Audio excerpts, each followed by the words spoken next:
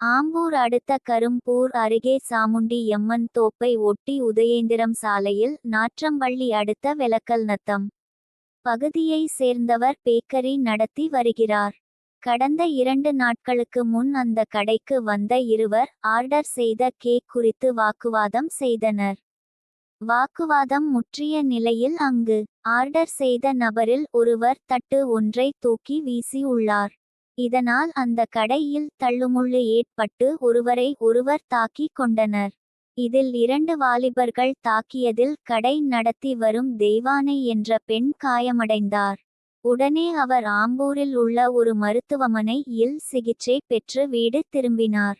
இதுகுறித்து புகாரின் பேரில் உமராபாத் போலீசார் விசாரணை மேற்கொண்டனர். இந்நிலையில் அந்த பேக்கரி கடையில் வாலிபர்கள் இருவர் சண்டை இடும் சிசிடிவி வீடியோ காட்சிகள் நேற்று வெளியாகி அப்பகுதியில் வைரலானதால் பரபரப்பு ஏற்பட்டுள்ளது.